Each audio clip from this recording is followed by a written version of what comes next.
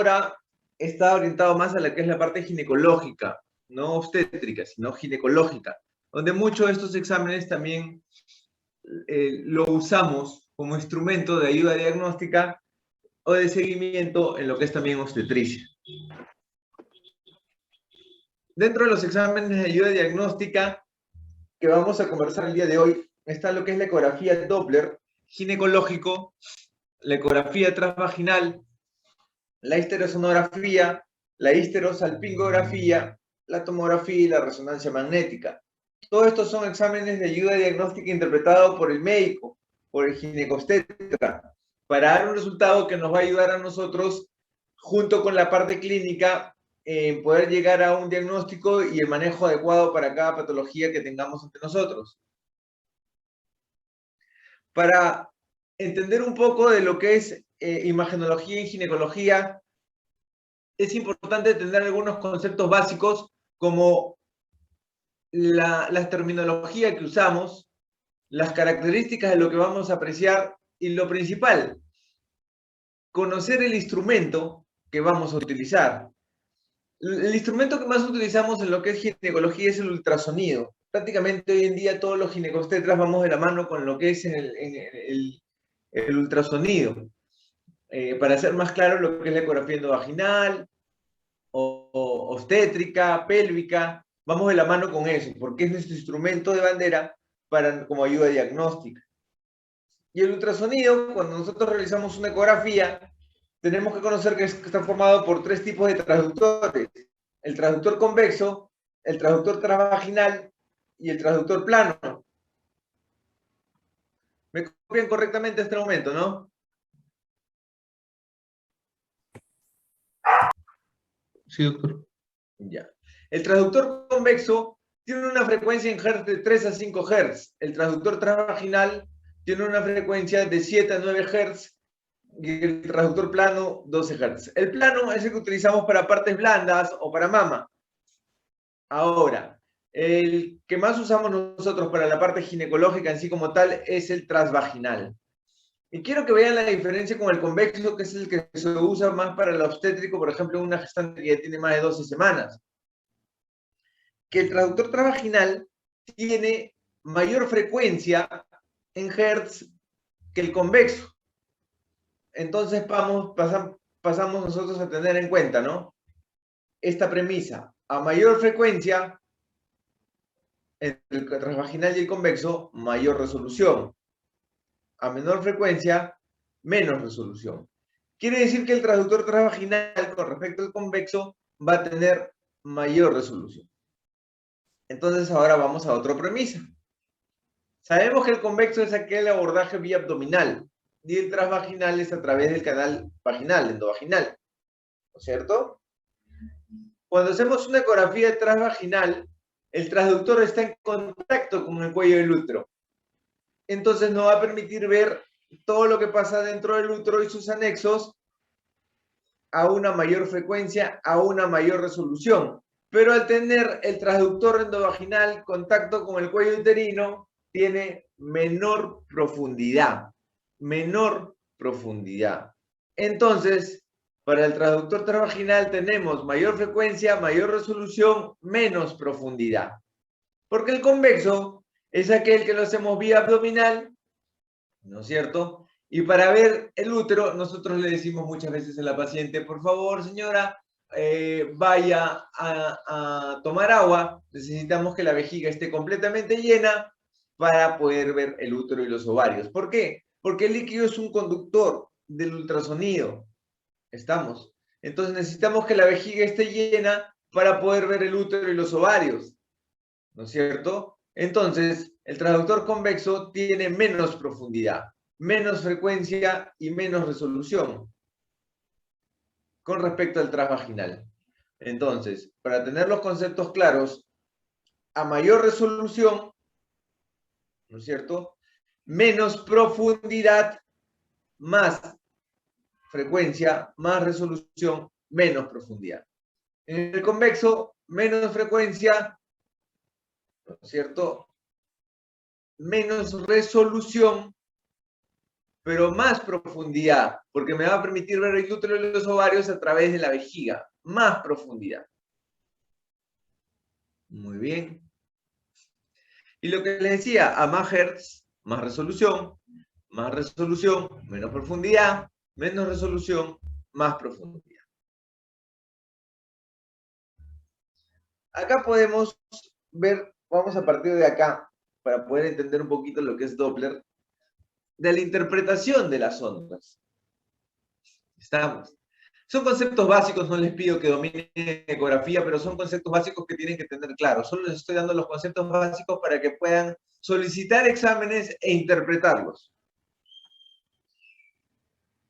Esta es una sístole, lo que significa el pico de la onda, el triángulo, la punta, toda esta distancia desde la punta hasta la base se llama sístole. Y la parte de acá, de menor llenado, ¿no es cierto?, es la diástole. ¿Qué entendemos por sístole? Por sístole entendemos vasoconstricción. Si hay vasoconstricción, hay menos perfusión sanguínea. ¿Qué entendemos por diástole? Vasodilatación. Si hay vasodilatación, hay mayor perfusión sanguínea.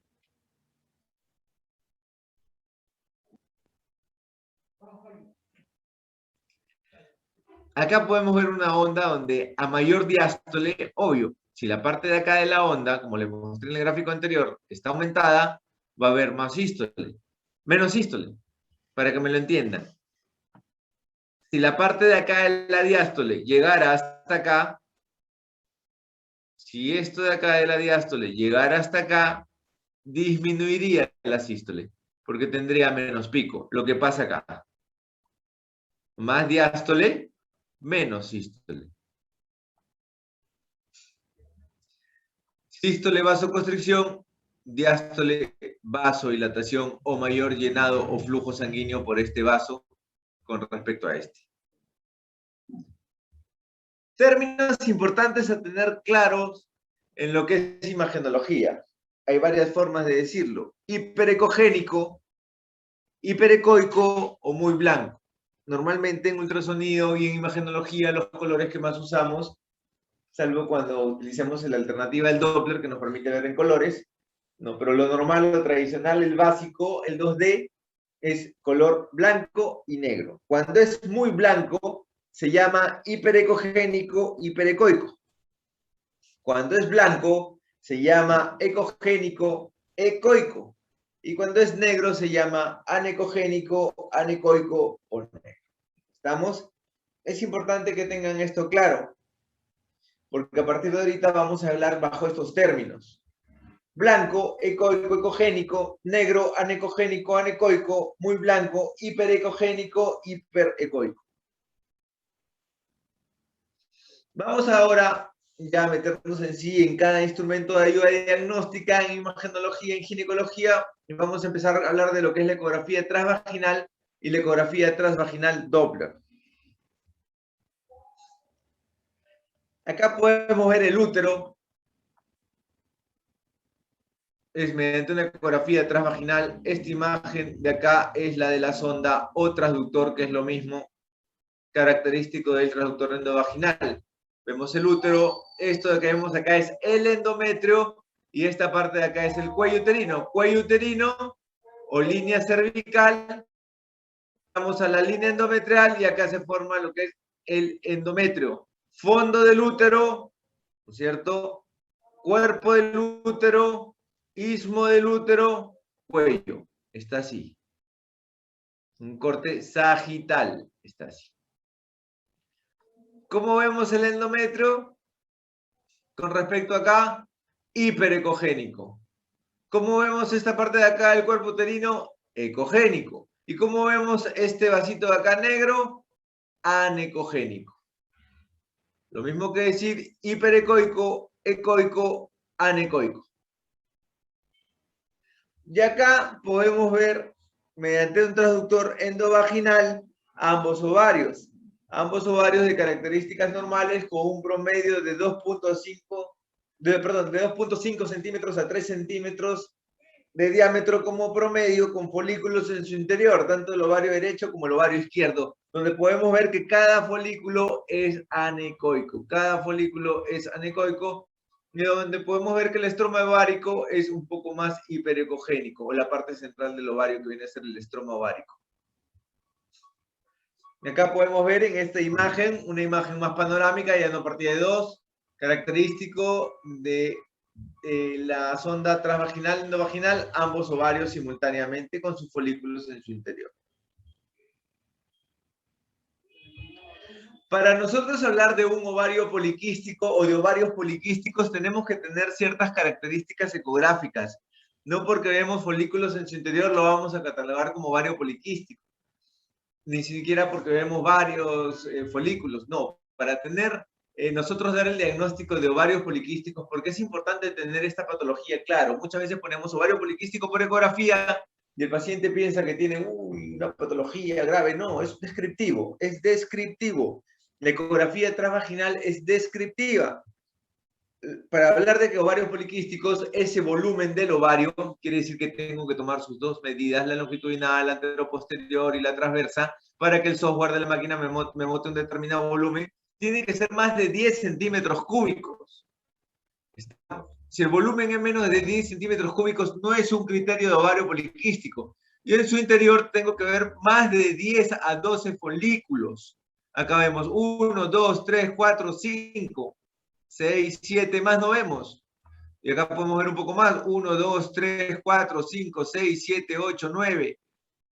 Ahí nomás. Entonces tomamos las medidas y vemos si hay una correlación entre el número de folículos, entre aumento del estroma ovárico y el volumen, para recién catalogarlo como ovario poliquístico. Si no, es algo muy ligero poner ovario poliquístico por ecografía. Cuando también sabemos, fuera de eso, que el ovario poliquístico por ecografía solamente no es un criterio importante, porque es muy diferente hablar de ovario poliquístico por ecografía a hablar de síndrome de ovario poliquístico. Porque sabemos que para hablar de síndrome de ovario poliquístico tenemos que tener tres criterios: la clínica o signos de hiperandrogenismo, la bioquímica, la LH aumentada, la FSH disminuida, prolactina elevada, estradiol libre, todo el perfil hormonal alterado que vaya orientado a un síndrome de ovario poliquístico, y el tercer criterio, el ecográfico. Y sabemos muy bien que para catalogar a un paciente con síndrome de ovario poliquístico necesitamos mínimo de los tres criterios 2. Quiere decir que yo puedo tener el criterio clínico y bioquímico y no el ecográfico, y el paciente tiene síndrome de ovario poliquístico. Quiere decir que yo puedo tener el clínico y el ecográfico. Paciente candidato para síndrome de ovario poliquístico. Tiene dos de los tres criterios. ¿Estamos? Continuando con lo que es la ecografía endovaginal, acá les enseño un tipo, bueno, dentro de las patologías endovaginales más frecuentes están los famosos quistes de ovario, donde hay varios tipos. La ecografía es un examen de ayuda diagnóstica. Nunca se debe poner en un informe ecográfico a ciencia cierta teratoma ovárico. A veces yo veo que ponen así y no, la ecografía no va a dejar de ser un examen de ayuda diagnóstica. Es descriptivo y quien te da el diagnóstico definitivo siempre va a ser el patólogo. Lo que puedes poner como el diagnóstico es ecografía sugestiva de patología anexial, descartar teratoma ovárico. Esa es una forma. Otra es ecografía sugestiva de teratoma ovárico. El diagnóstico definitivo lo va a dar el patólogo.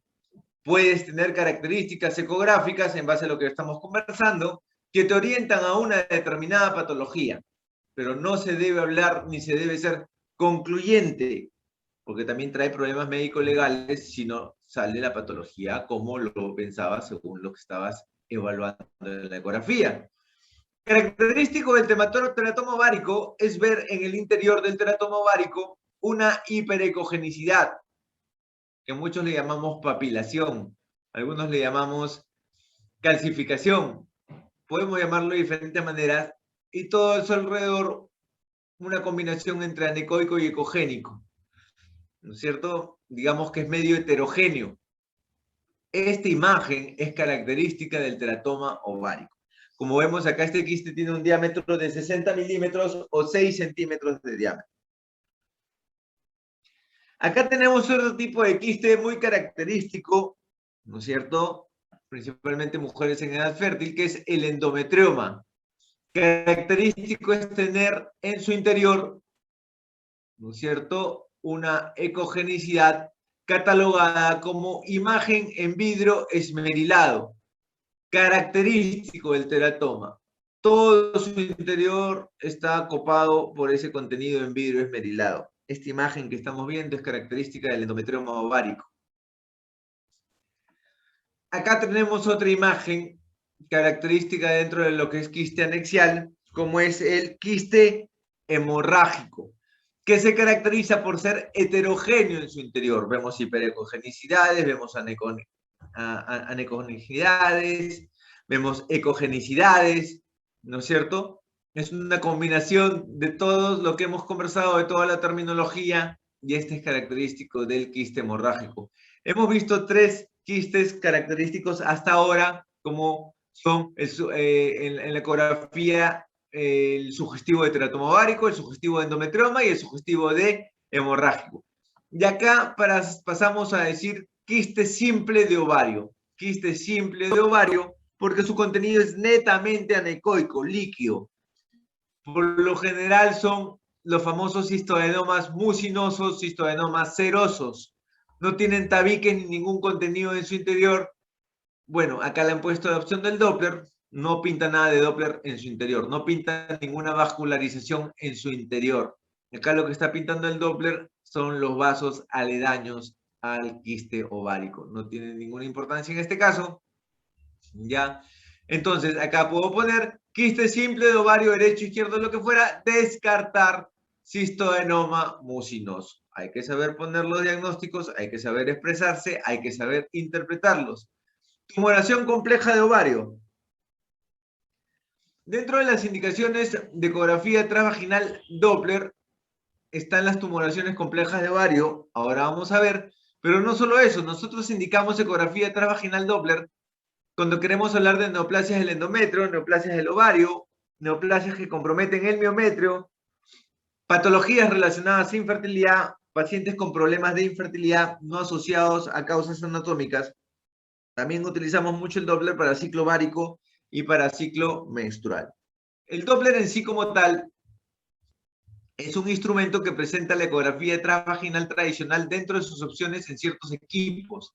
Es verdad, no todos los ecógrafos tienen la opción para hacer Doppler color, que es cuando se pinta la vascularización con color rojo o azul, sea sangre arterial o venosa, el cual te va a permitir ver vasos sanguíneos que en los equipos que no tienen esta opción no lo vas a poder ver, ¿no?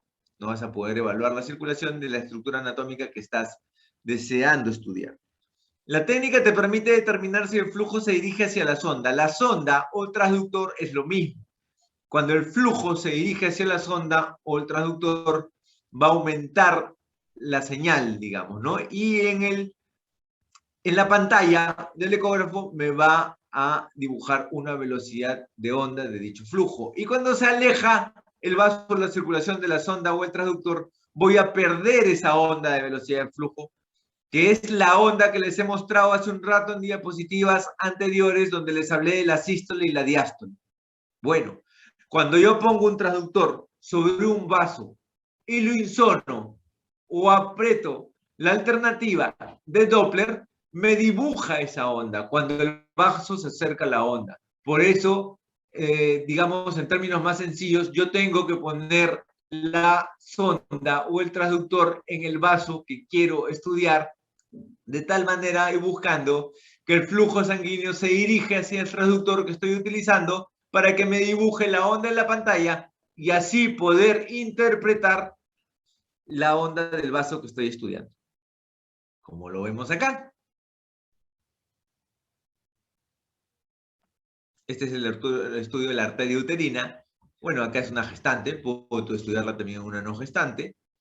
Al insonar la arteria uterina, me dibuja esta onda, ¿no?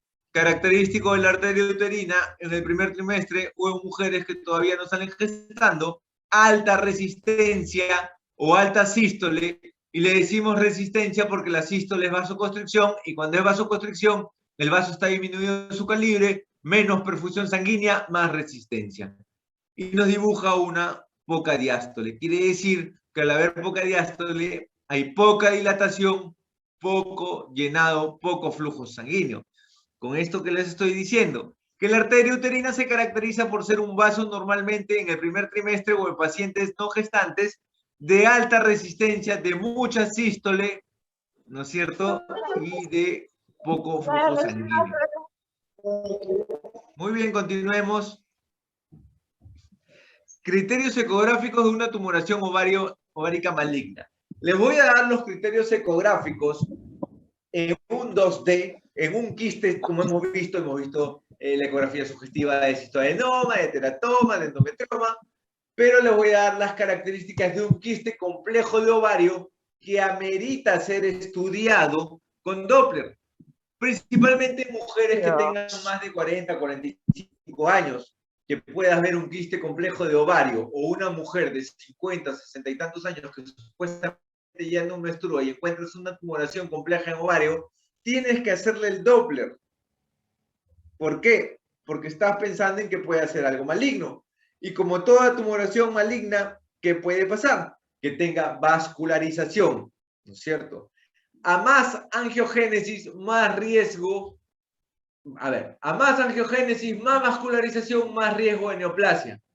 A menos angiogénesis, menos vascularización, menos riesgo de neoplasia. Bueno, los criterios ecográficos característicos de un ultrasonido para un quiste complejo de ovario son los siguientes. Tabiques mayores de 3 milímetros, vegetaciones con ecos internos o heterogeneidad o hiperecogenicidad en su interior, o sea, digamos, una mezcla como cuando vimos el hemorrágico de ecos internos, heterogenicidad, hiperecogenicidad, más tabiques, más tabiques. Si los tabiques son más de 3 milímetros, se recomienda el uso del Doppler. Ojo, para ver si esos tabiques tienen vascularización. Y también, si yo hago el Doppler y encuentro una vascularización aumentada, ese quiste complejo tiene alto riesgo de ser algo maligno. Entonces, ¿yo qué les dije? A mayor resistencia quiere decir que hay sístole. A menor resistencia, menos sístole. A mayor resistencia, si hay sístole, hay vasoconstricción. Si hay vasoconstricción, menos perfusión sanguínea. ¿Estamos?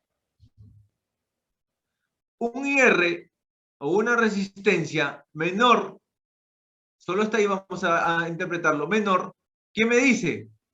Una resistencia menor, doctor. Una resistencia menor quiere decir que hay menos sístole y está predominando la diástole. ¿No es cierto? Así es. Muy bien. Si predomina la diástole, hay más vascularización, más angiogénesis, más riesgo de neoplasia. Entonces, establecemos un punto de corte. Índice de resistencia menor de 0.4 en la arteria ovárica o la vascularización del tabique del quiste complejo que estás estudiando es riesgo de neoplasia o malignidad. Riesgo de neoplasia o malignidad. Ojo.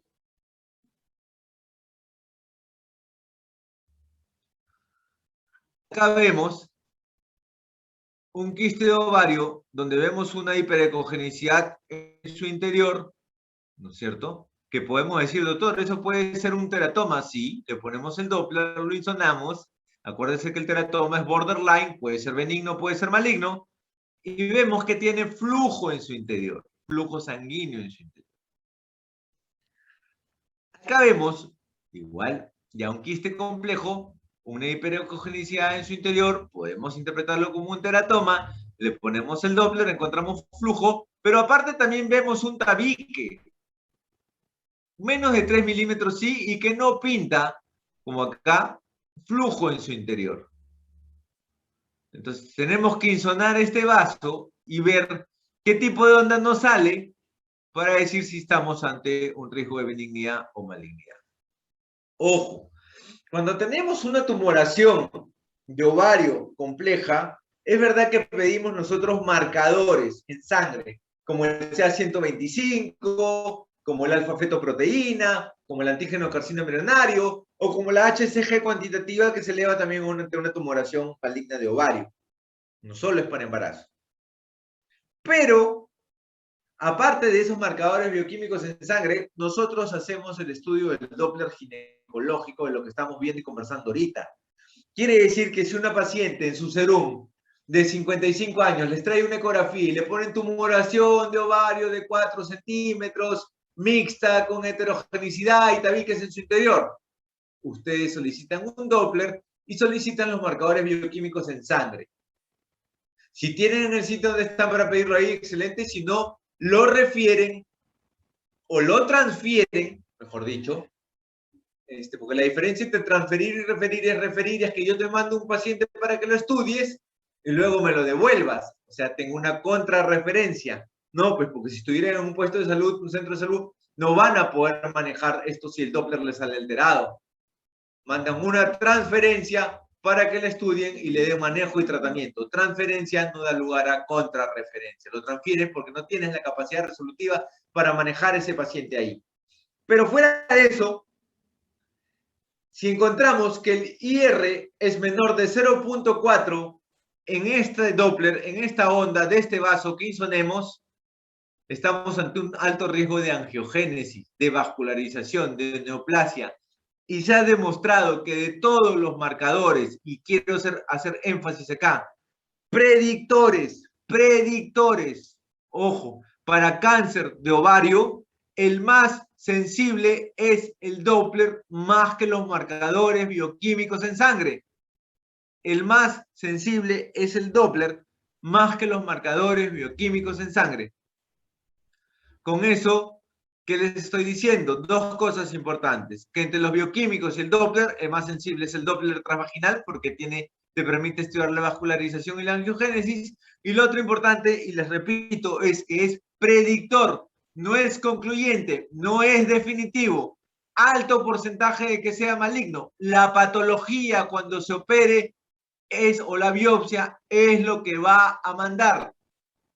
Estamos. No puedo decirle a un paciente porque tiene el Doppler alterado, tienes cáncer. No. Usted, señora, tiene alta probabilidad de lo que estamos evaluando sea una neoplasia maligna o un cáncer maligno ovario. Es probabilidad, hay que operarla, hay que hacer este manejo, hay que hacer esta biopsia, bueno, eso lo hace el especialista, para llegar al diagnóstico definitivo. Muy bien. Acá tenemos un cáncer de ovario, una ecografía sugestiva de cáncer de ovario con hiperejogenicidades en su interior, anecogenicidades, bordes irregulares, una tumoración mixta. Acá tenemos también una tumoración con tabiques en su interior, ¿no es cierto? Es una tumoración multilobulada que va más para característica de ser un endometrioma en esta zona de acá, y esta parte de acá un quiste simple, pero es multilobulado, y si yo encontrara una tumoración de esas características en una mujer mayor de 50 años, lo catalogo como tumoración compleja de ovario porque tiene tabiques en su interior. Ya merita su estudio de Doppler y sus marcadores. Acá tenemos una tumoración hiperecogénica en su totalidad, sólida, lo que me indica sólida, porque hiperecogénico es que el color blanco esté muy aumentado. Y eso me indica a mí hiperecogenicidad, calcificación. Pero si yo tengo una tumoración sólida, una mujer de 45, 40 años, 50, 55, tengo que tener cuidado que me puedo encontrar entre un cáncer inminente de ovario y hago el Doppler. Bueno, y en este caso, en este gráfico, salió aumentada la vascularización. Es cuestión de insonarlo e interpretar el flujo de onda. Acá tenemos una tumoración de ovario gigante. Bueno, no se asusten, es una tumoración de ovario gigante, sí es cierto. Era un cistoadenoma mucinoso de contenido líquido, ya, pero sí era una mujer creo que de 40 y tantos años. De todas maneras, no se olviden que cuando tienen tumoraciones gigantes de ovario, tumoraciones sólidas en mujeres mayores de 40 y muy independiente que los marcadores predictores en este caso no salieron alterados y elevados, se recomienda retirar en su totalidad de la base, evitando de que de esta tumoración se rompa durante la cirugía, porque si fuera algo maligno, obvio que lo va a estudiar el patólogo, voy a hacer que todo se siembre o se disemine. Entonces, tengamos en cuenta que en este tipo de tumoraciones lo ideal es sacarlo en su totalidad sin que se rompa durante la cirugía. Vamos a pasar a estudiar la histerosonografía. ¿Para qué es útil la histerosonografía? La histerosonografía me permite a mí evaluar el endometrio. Lo que pasa, quiere decir que si yo tengo una paciente con una hemorragia uterina normal o una hemorragia uterina disfuncional y después de estudiarle lo bioquímico, porque puede estar ante una disfunción ovárica y esa puede ser la causa de su sangrado, fuera de regla, una endometrorragia, ¿no es cierto?, abundante o escaso, pero es fuera de regla, y estoy pensando en una patología endometrial porque la causa no es por una disfunción ovárica, porque su perfil hormonal salió normal. El examen ideal para estudiar lo que pasa dentro del útero o el endometrio, e incluso lo pedimos también para pacientes de fertilidad que no pueden salir gestando y de repente no se logra implantar el embrión porque tenemos un pólipo o un mioma submucoso como causa de infertilidad anatómica que no permite que el embrión se implante, o también porque tenemos una paciente que sangra un montón cada ciclo menstrual y su hemoglobina está bajando y resulta que tenemos un mioma submucoso en su interior.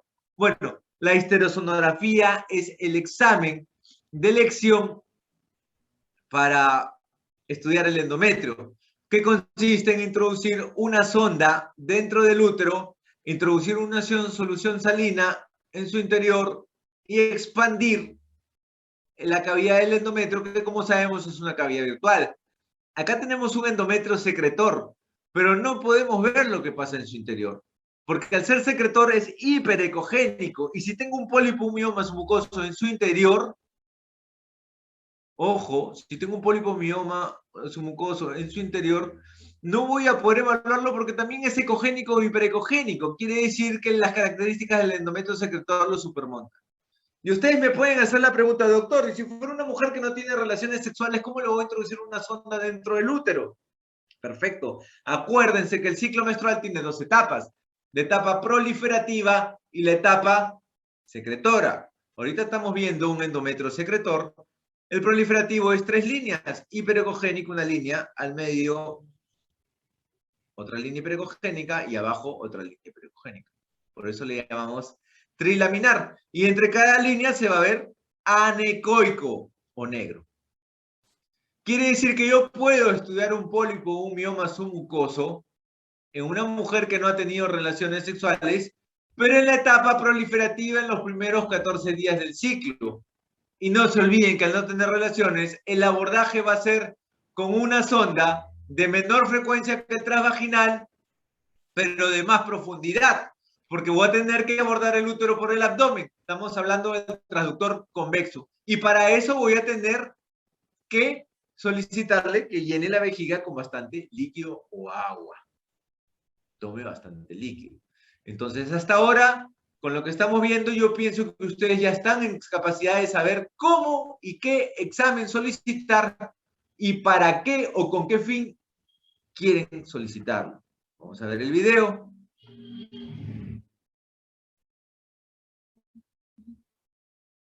Ahí distiende y miren con lo que nos encontramos. Nos encontramos con un mioma submucoso y otro mioma, ambos de base ancha.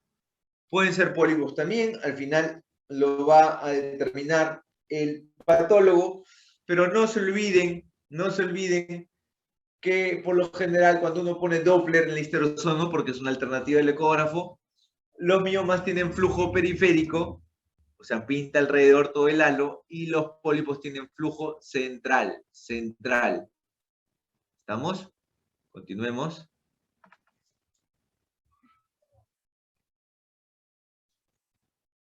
Pasa a medirlos. Y esta paciente, bueno, es una candidata a cirugía, ¿no? A una histeroscopía, ¿no? Hay un corte transversal del útero, donde vemos el nuevo de su utilidad, está poniendo el Doppler. En este caso no pinta. Un poquito como que quiere pintar al medio, un poquito como que quiere pintar acá en la base, lo cual es más característico de pólipo. Entonces, la posibilidad de que esto, más que sea un mioma submucoso, sea un pólipo, empieza a acrecentarse.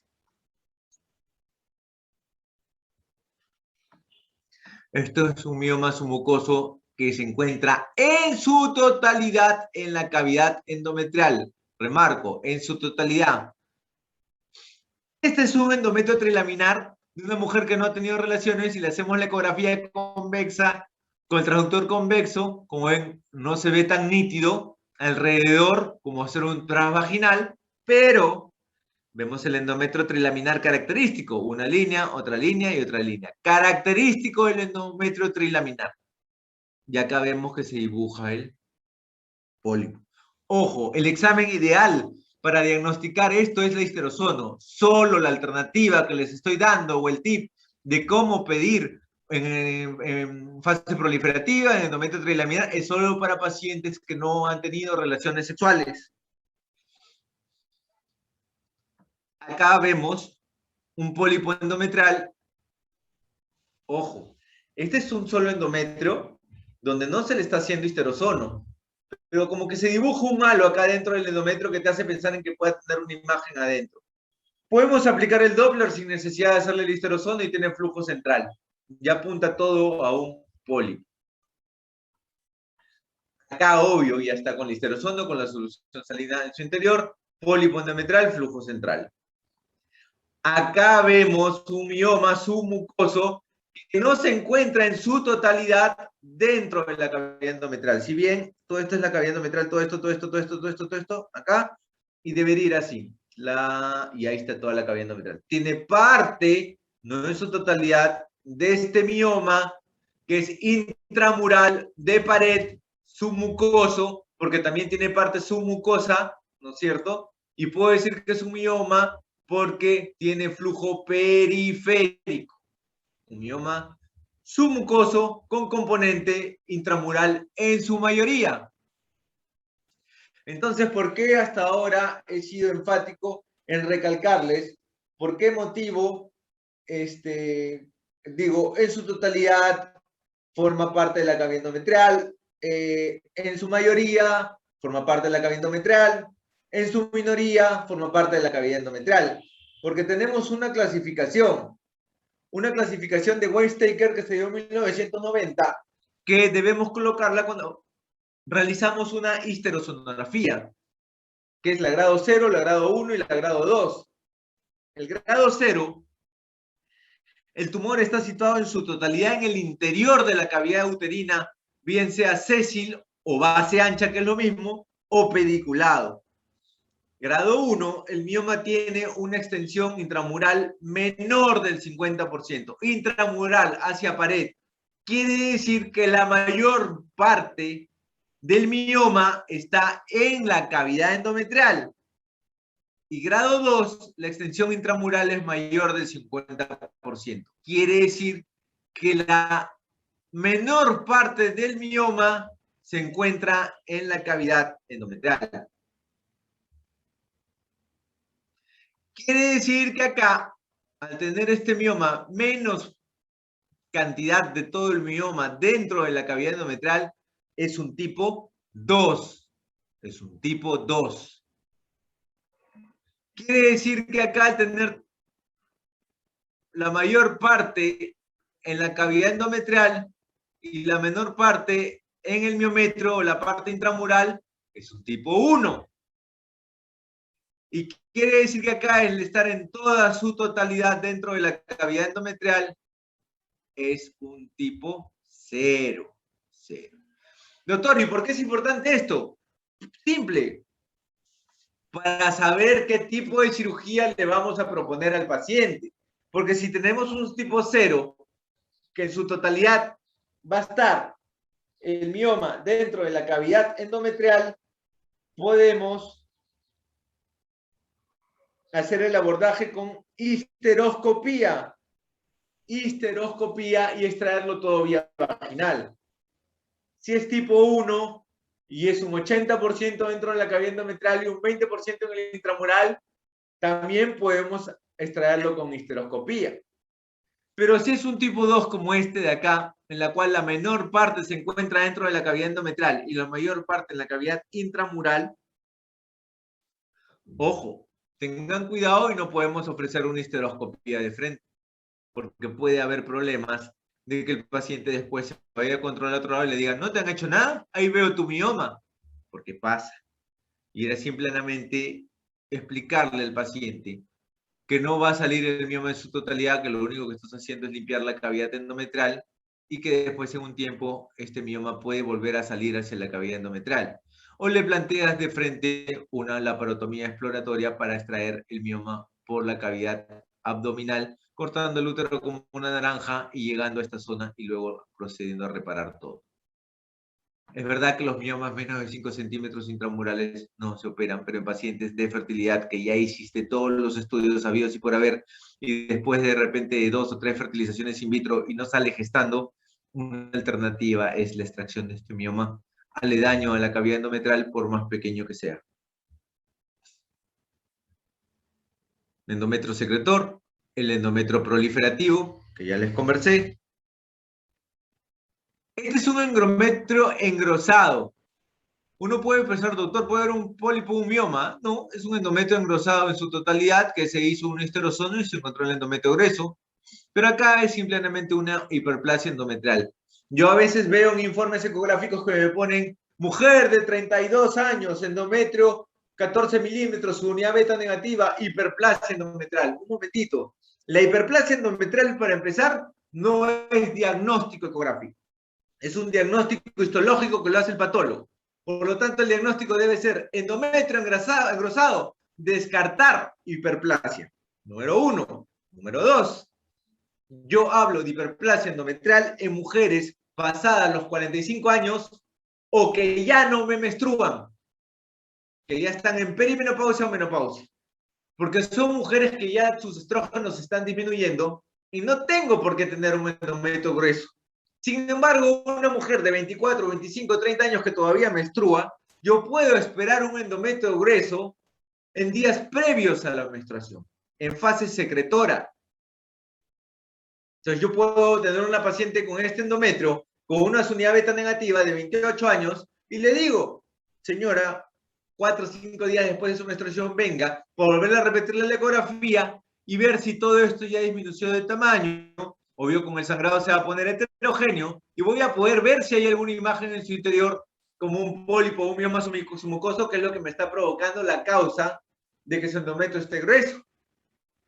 Y si yo ya veo algo extraño en el control, la paso a programar por un histerozono. Pero si lo va a poner endometrio engrosado, no le voy a poner descartar hiperplasia, control ecográfico en una semana, descartar patología endometrial, porque puede ser un pólipo o un mioma. Pero si me tiene 45, 50 años, 55, 60, no sé, voy a poner endometrio engrosado, descartar hiperplasia. De repente le hago el Doppler a ver si hay vascularización, porque puedo encontrarme ante un cáncer de endometrio. Descartar neoplasia endometrial. Descartar hiperplasia, endometrio engrosado. La ecografía es descriptiva. No me den diagnósticos histológicos por la ecografía. Eso no es adecuado. Acá vemos otra patología endometrial como son las sinequias, ¿no? Endometrio pegado. Acá es endometrial. Muchas veces cuando hacemos un histerozono, las sinequias son endocervicales y no pasa la sonda. Ponemos sinequias endocervicales, histerosonografía fallida. Acá no, acá vemos que hay una sinequia endometrial que por sí produce un llenado con líquido inflamatorio y también acá al no haber evacuación probablemente el endocervical, el OSI, esté también sinéquico o cerrado.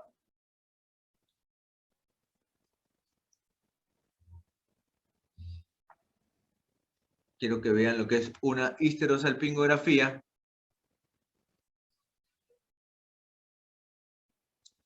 La histerosalpingografía es para estudiar la permeabilidad de las trompas, un procedimiento que se usa mucho en fertilidad. Se hace con rayos X, histerosalpingografía, no con ultrasonido.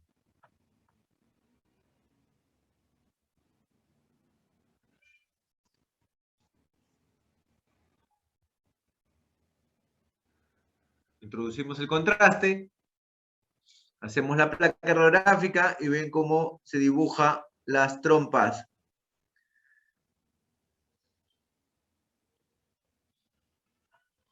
Acá clarito, trompa permeable y la otra no.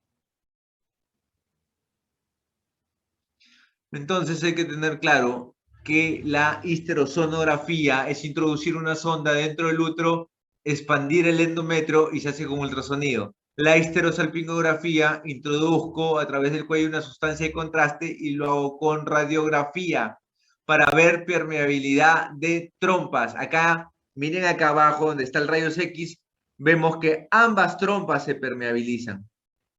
Ambas trompas se permeabilizan. Y acá, en una segunda, solo vemos que la trompa del lado izquierdo del paciente se permeabiliza y la del derecho no. Pasa y acá no pasa, está obstruido.